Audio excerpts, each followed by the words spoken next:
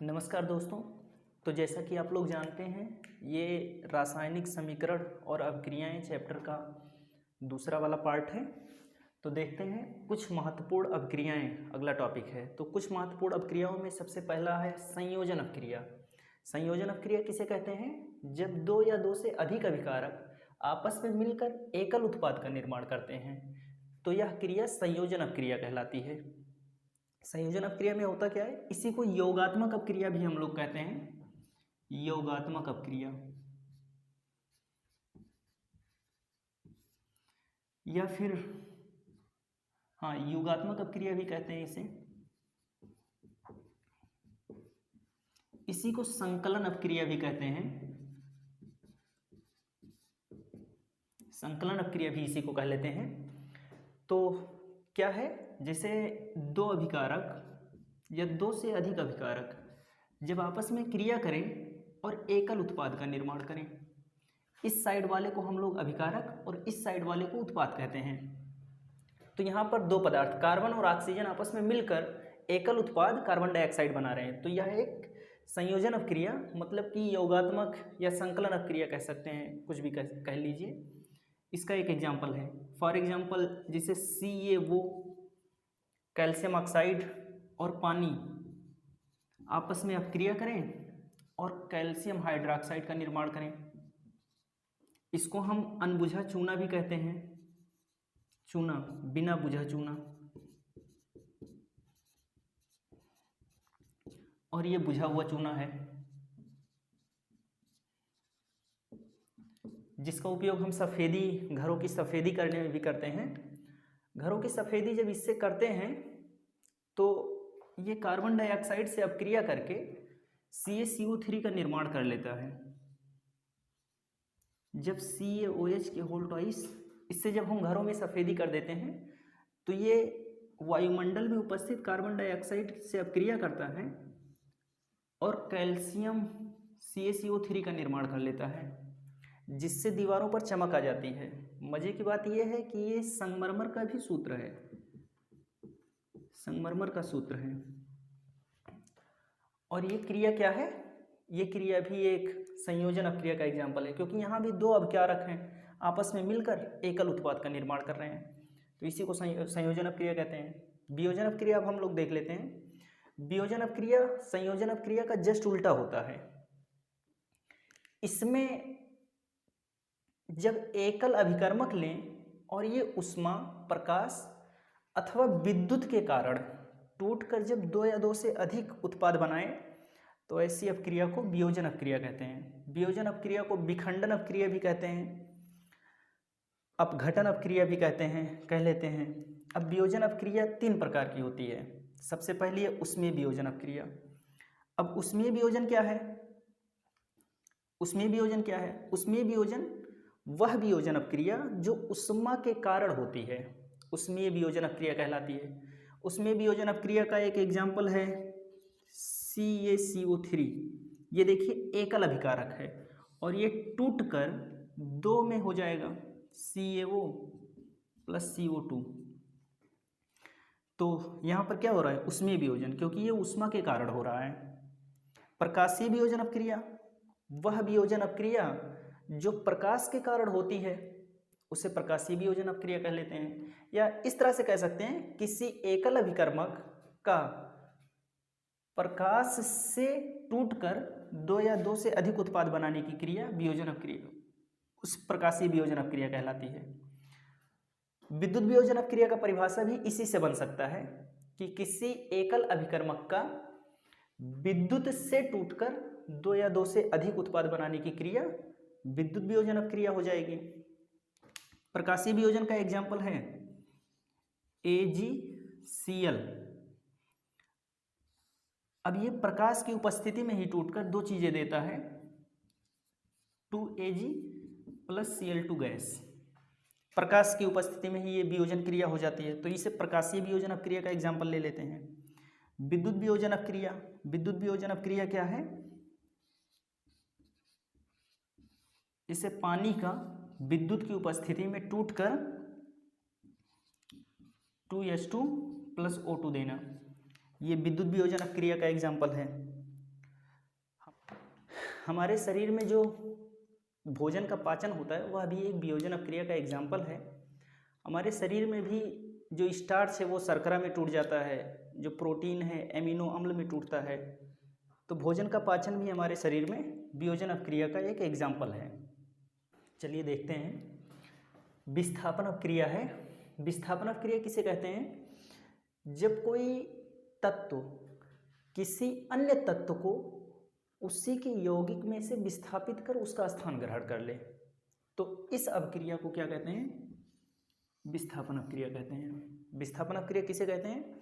जब कोई तत्व है किसी दूसरे तत्व को उसी के यौगिक में से हटाकर उसका स्थान ग्रहण कर ले, तो इस क्रिया को विस्थापन अपक्रिया कहते हैं। एग्जाम्पल जैसे इसमें एक चीज़ का ध्यान रखना पड़ता है कि जो कम क्रियाशील धातु है वही हटेगा अपने से अधिक अपक्रियाशील धातु से। यहाँ पर सक्रियता श्रेणी के कुछ तत्वों को लिखा गया है जो सक्रियता के घटते हुए क्रम में लिखे हैं। सक्रियता के घटते यानी कि ऊपर का तत्व अपने नीचे वालों की अपेक्षा ज़्यादा सक्रिय है, और ज़्यादा सक्रिय धातु अपने से कम सक्रिय धातु को ही उसके यौगिक में से विस्थापित कर सकता है। कभी ऐसा नहीं हो सकता कि कम सक्रिय धातु अपने से ज़्यादा सक्रिय धातु को उसके यौगिक में से विस्थापित कर दिया, ऐसा कभी नहीं होगा। जैसे देखिए, जिंक है और लोहा है, तो जिंक ज़्यादा सक्रिय है क्योंकि ऊपर है, और लोहा कम सक्रिय है क्योंकि नीचे है। अब अगर जिंक को अगर हम FeSO4 में डालें तो यहाँ पर विस्थापन अपक्रिया देखने को मिलेगा। जिंक क्या करेगा? लोहे को उसी के यौगिक में से हटाकर उसका स्थान ग्रहण कर लेगा। जिंक जाएगा, Fe को स्थानांतरित करेगा और यहाँ पर ZnSO4 बना लेगा। जिंक फेरम को विस्थापित कर सकता है क्योंकि जिंक ऊपर है, फेरम नीचे है, और Fe क्या होगा? अलग हो जाएगा। जबकि अगर हमें दिया जाता है इस तरह से अपक्रिया कि Fe प्लस ZnSO4, तो Fe जाएगा Zn को हटाने, तो जिंक ज़्यादा मजबूत है, ज़्यादा शक्तिशाली है, ऊपर है सक्रियता श्रेणी में, ज़्यादा सक्रिय है, तो यहाँ पर कोई भी अपक्रिया देखने को नहीं मिलेगी। ठीक बात है। आगे देखते हैं, जैसे मान लीजिए लोहे को डाल दिया जाए CuSO4 में, जिसे लोहे को डाल दिया गया, Fe को डाल दिया गया CuSO4 के विलयन में, तो यहाँ अपक्रिया देखने को मिलेगी क्योंकि Fe ज़्यादा सक्रिय है, Cu कम सक्रिय है। Cu नीचे है, कम सक्रिय है, Fe ऊपर है, ज़्यादा सक्रिय है, तो Fe जाएगा, इसे विस्थापित करेगा कॉपर को उसी के यौगिक में से और बना लेगा FeSO4, और Cu बाहर हो जाएगा। Fe इसे हटा सकता है। जबकि अगर कोई इस तरह से अपक्रिया दे तो ये अपक्रिया असंभव है क्योंकि ये कम सक्रिय है, ये अधिक सक्रिय है। सक्रियता श्रेणी को याद कर सकते हैं। कुछ ना कहो मुझे, अब जिंदगी फकत परेशान होकर कसूर ही आगे करेगी। इस तरह से याद कर सकते हैं कि कुछ ना कहो मुझे, अब जिंदगी फकत परेशान होकर कसूर ही आगे करेगी। तो इस तरह से द्विविस्थापन अपक्रिया क्या है? वह अपक्रिया जिसमें आयनों का आदान प्रदान होता है, मतलब कि एक पदार्थ से आयन निकलेगा और दूसरे पदार्थ के आयन से स्थानांतरित होकर उसका स्थान ले लेगा और वो पहले वाले तत्व का स्थान ले लेगा। यानी कि दो यौगिक हैं और दोनों यौगिक के आयन आपस में आदान प्रदान होंगे। फॉर एग्जाम्पल जैसे Na2SO4 प्लस BaCl2 को मिलाया जाए तो यहाँ पर NaSO4 का Na आयन, सोडियम आयन, और इसका Ba आयन, ये दोनों एक दूसरे का स्थान बदल लेंगे। अब Ba आएगा, Na2 को हटाकर इसकी जगह पर हो जाएगा, तो Ba Na2 की जगह पर आ गया तो बन जाएगा BaSO4। Ba Na2 की जगह पर आ गया तो क्या बन गया? BaSO4। और Na2 यानी 2 सोडियम और 2 क्लोरीन आपस में मिलकर हो जाएंगे यानी Na2 चला जाएगा इसकी जगह पर, Ba की जगह पर, तो 2 क्लोरीन और 2 Na बन जाएंगे 2 NaCl। तो ये एक द्विविस्थापन अपक्रिया का एग्जाम्पल हुआ। तो आगे देखते हैं हम लोग ऊष्माक्षेपी अपक्रिया। ऊष्माक्षेपी अपक्रिया क्या होती है? ऐसी अपक्रियाएं जिनके होने के फलस्वरूप ऊष्मा उत्पन्न होती है, ऐसी अपक्रियाओं को ऊष्माक्षेपी अपक्रिया कहते हैं। ऐसी अपक्रियाओं को क्या कहते हैं? ऊष्माक्षेपी अपक्रिया। ऊष्माक्षेपी अपक्रिया क्या है? वह अपक्रियाएं जिनकी क्रिया के फलस्वरूप ऊष्मा उत्पन्न होती है, ऊष्माक्षेपी अपक्रियाएं कहलाती हैं। फॉर एग्जाम्पल, जैसे अगर हम चूने को पानी में मिला दें तो यहाँ ऊष्मा उत्पन्न होगी, बाहर निकलेगी। यहाँ पर बिना बुझा हुआ चूना बनेगा। बुझा हुआ चूना, अनबुझे चूने को जब पानी में डालेंगे तो बुझा हुआ चूना बनेगा, प्लस ऊष्मा उत्पन्न होगी। ऊष्मा उत्पन्न होगी। तो ये एक ऊष्माक्षेपी अपक्रिया का एग्जाम्पल है। ऊष्माशोषी अपक्रिया का एग्जाम्पल, ऊष्माशोषी अपक्रिया। ऊष्माशोषी क्या है? वह अपक्रियाएं जिनकी क्रिया के फलस्वरूप बाहर से ऊष्मा अवशोषित होती है, ग्रहण की जाती है, इसके बाद अपक्रियाएं होती हैं। तो ऐसी अपक्रियाओं को ऊष्माशोषी अपक्रिया कहते हैं। फॉर एग्जाम्पल, जैसे CaCO3, ये बाहर से ऊष्मा ग्रहण करके CaO प्लस CO2 बनता है। तो ये एक ऊष्माशोषी अपक्रिया का एग्जाम्पल है, क्योंकि ये ऊष्मा बाहर से ही ग्रहण करता है, उसके बाद रिएक्शन होता है। इसका एग्जाम्पल और हो सकता है, जिसे सबसे अच्छा एग्जाम्पल श्वसन, मनुष्य में जो श्वसन क्रिया होती है, मनुष्य में जो श्वसन क्रिया होती है, श्वसन क्रिया, ये एक ऊष्माक्षेपी अपक्रिया का एग्जाम्पल है। ऊष्माक्षेपी अपक्रिया का एग्जाम्पल है। मनुष्य में श्वसन क्रिया होती है। श्वसन क्रिया एक रिएक्शन है जो हमारे भीतर होती है। इसमें हमारे शरीर के अंदर जो ग्लूकोज होता है C6H12, वो 6 ग्लूकोज का सूत्र है। इस ग्लूकोज से जब हम श्वासोच्छ्वास क्रिया द्वारा ऑक्सीजन को अंदर लेते हैं तो वो ऑक्सीजन अंदर जाकर अपक्रिया करती है और 2 चीज़ें बनाती है। एक तो बनाती है कार्बन डाइऑक्साइड, फिर बनाती है जल, और यहाँ पर ऊष्मा उत्पन्न होती है। जब हम सांस लेते हैं तो सांस जब छोड़ते हैं तो वो वायु थोड़ी गर्म महसूस होती है जो हमने लिया था उसकी अपेक्षा, संतुलित कर लेते हैं हम लोग। तो ये एक श्वसन क्रिया क्या है? एक ऊष्माक्षेपी अपक्रिया है। ग्लूकोज हमारे शरीर के भीतर ही होता है। हम श्वासोच्छ्वास क्रिया द्वारा ऑक्सीजन को लेते हैं और फिर कार्बन डाइऑक्साइड, जल और ऊष्मा का निर्माण होता है। तो यह एक ऊष्मा उत्पन्न करने वाली अपक्रिया, ऊष्माक्षेपी अपक्रिया। और श्वसन क्रिया का ही उल्टा क्रिया होता है प्रकाश संश्लेषण क्रिया। प्रकाश संश्लेषण क्रिया, प्रकाश संश्लेषण क्रिया श्वसन क्रिया का जस्ट उल्टा है, इसलिए यह ऊष्माशोषी अपक्रिया का एग्जाम्पल है। ऊष्माशोषी क्रिया का एग्जाम्पल है। अब जब प्रकाश संश्लेषण क्रिया श्वसन क्रिया का ही उल्टा होता है तो रिएक्शन को भी उलट कर लिख देते हैं। 6CO2 plus 6H2O। साथ साथ में हम लोग इसे ठीक भी करते चलते हैं। ये सूर्य के प्रकाश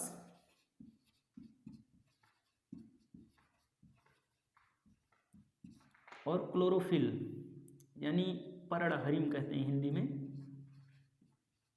पर्णहरित की उपस्थिति में ग्लूकोज का निर्माण करता है।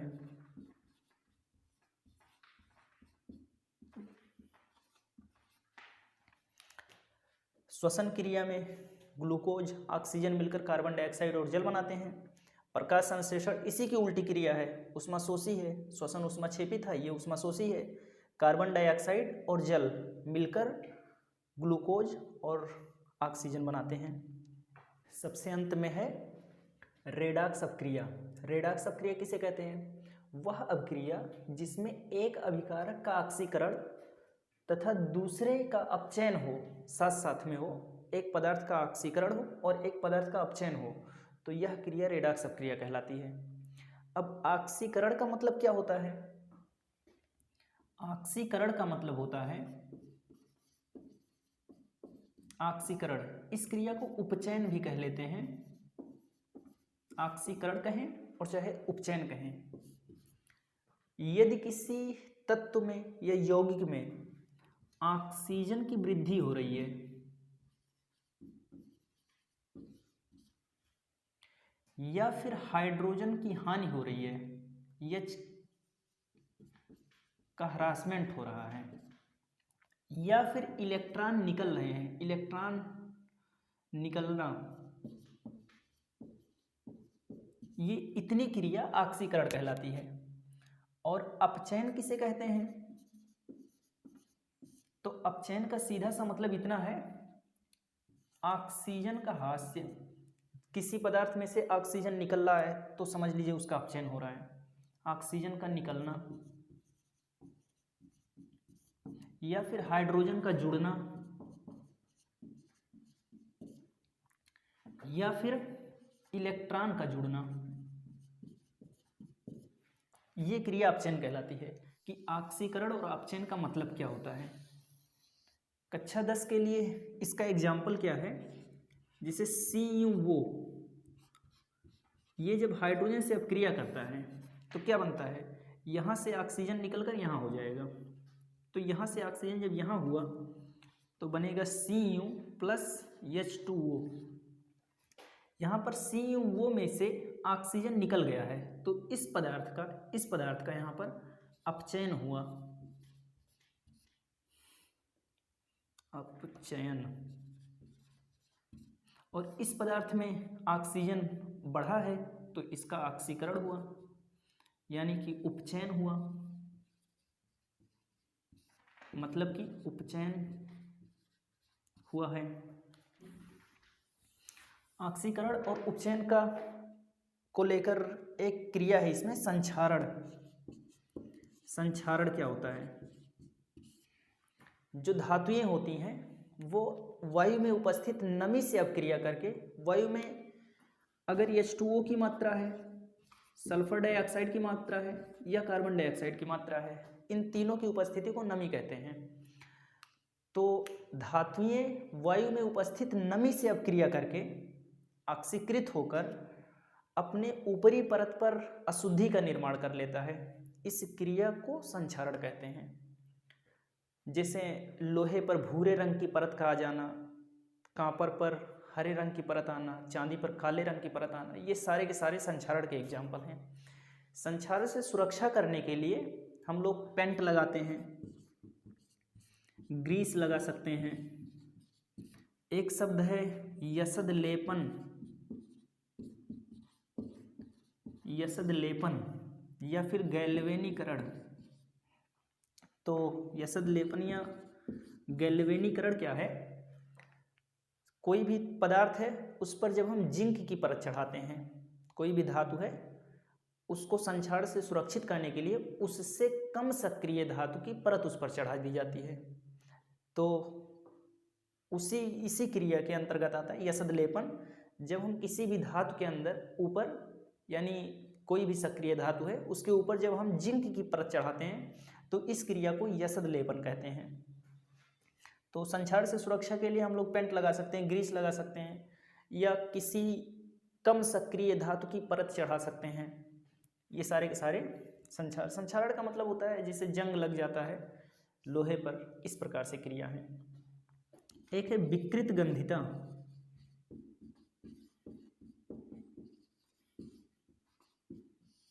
विकृत गंधिता, विकृत गंधिता क्या है? जब खाने वाली चीज़ें, वसा युक्त चीज़ें, तेल युक्त चीज़ें जब वायु में उपस्थित ऑक्सीजन से अपक्रिया करके ऑक्सीकृत होकर दुर्गंध उत्पन्न करने लगे तो यह क्रिया विकृत गंधिता कहलाती है। विकृत गंधिता क्या है? जब कोई खाने वाली चीज़ जो वसा युक्त हो, तेलीय हो, वो जब वायु में उपस्थित नमी से अपक्रिया करके ऑक्सीकृत होकर दुर्गंध उत्पन्न करने लगे तो यह क्रिया विकृत गंधिता कहलाती है।